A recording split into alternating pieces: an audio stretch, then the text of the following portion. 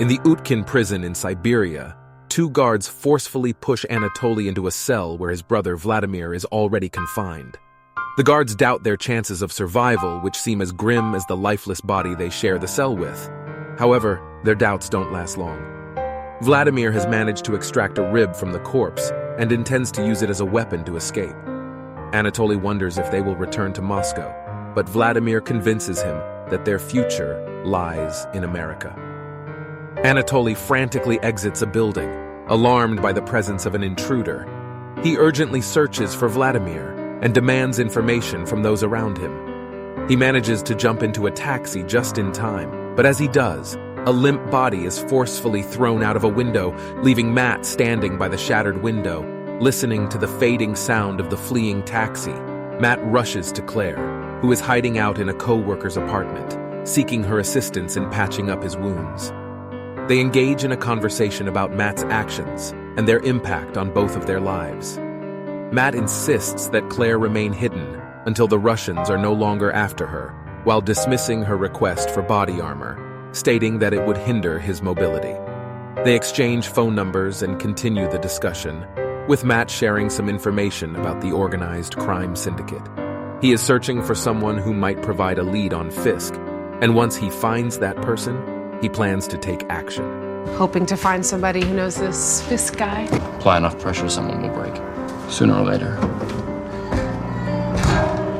Wesley pays a visit to Vladimir and Anatoly at a garage where they are repurposing taxis. He presents them with paperwork that officially transfers Prohaska's assets to them. However, Wesley reveals that Fisk is displeased with how the two brothers have been unable to make their payments due to the interference of a masked vigilante.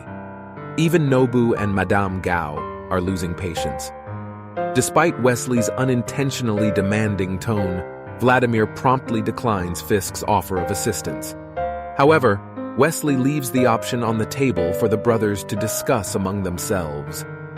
Instead of submitting to Fisk, the brothers decide to seek help from their own network. Karen meets with Ben at a diner in Tribeca to discuss the Union Allied case. Initially skeptical of the information Karen presents, Ben eventually trusts her account. However, he raises another point. All the individuals involved in the case, except Karen, have been killed, suggesting a cover-up. Ben advises Karen to stop delving further into the matter, especially considering her own past actions, which may hinder her credibility. When Karen challenges him, questioning his current lack of courage compared to his past exposés, Ben explains that he has grown older and wiser, adopting a more strategic approach to breaking significant stories. Without giving Karen a chance to respond, he leaves the diner.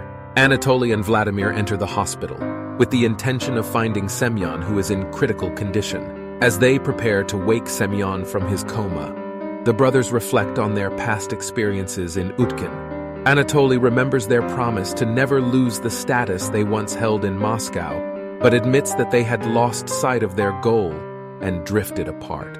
Vladimir assures Anatoly that they will regain their former glory together. They wake Semyon by injecting a spike of adrenaline into his heart and remove his breathing tube. Semyon reveals information about Claire, prompting the brothers to call in another one of their enforcers, Sergei. Soon after, Sergei barges into Claire's apartment accompanied by his men. Although they find nothing, their attention is drawn to Santino, who appears in the doorway. Wesley updates Fisk on the current situation involving the Russians. He informs Fisk that Anatoly appears to be more open to cooperating with the rest of the crime ring. Fisk expresses confidence that they will deal with the Russians and the masked vigilante promptly, even before the car reaches its destination. Fisk asks Wesley to remain in the car and expresses gratitude for his assistance before heading towards Vanessa's art gallery. Fisk surveys the paintings in the gallery, patiently waiting until Vanessa notices him. They engage in playful banter about the rabbit in a snowstorm painting, and despite stumbling over his words, Fisk musters the courage to invite Vanessa out to dinner. However, Vanessa declines his offer. Surprisingly, Fisk gracefully accepts her rejection, impressing Vanessa with how well he handles the situation. Fisk confesses his disinterest in a woman who can be easily won over with material possessions. A woman that can be bought isn't worth having. Intrigued, Vanessa decides to accept his offer, and they both express their shared appreciation for Italian cuisine. They delight in the prospect of enjoying a meal together. Claire is taking care of her co-worker's pet cat when she hears some noises nearby. She investigates and sees a woman passing by in the hallway. Assuming it's nothing of concern, Claire continues with her evening, unaware that a figure outside her curtained windows is observing her. Meanwhile, Foggy and Matt are leaving the 15th precinct after bailing out a drunken electrician who nearly caused a house fire. Their conversation is abruptly interrupted when Matt's burner phone rings, and he hears Claire screaming in distress. Sergei and his men have taken her captive. Matt hurriedly heads back to Claire's temporary residence but finds it empty. Fisk and Vanessa enjoy their date at a new high-end restaurant. Fisk opens up to Vanessa, expressing his deep connection to Hell's Kitchen and his aspirations to transform it into a better place. Meanwhile, the Russians interrogate Claire, attempting to extract information about the masked vigilante. Unexpectedly, Matt arrives to rescue Claire and disrupts their operation. He sabotages the power supply and systematically takes down Sergei's men one by one. In the intense confrontation, Sergei tries to hold Claire hostage, but Matt swiftly disarms him and incapacitates him by breaking his arm. The Ranskahov brothers return to their garage and find their men lying unconscious on the ground. Anatoly decides to accept Wesley's offer and seeks Fisk's help, while Vladimir reluctantly lets him go.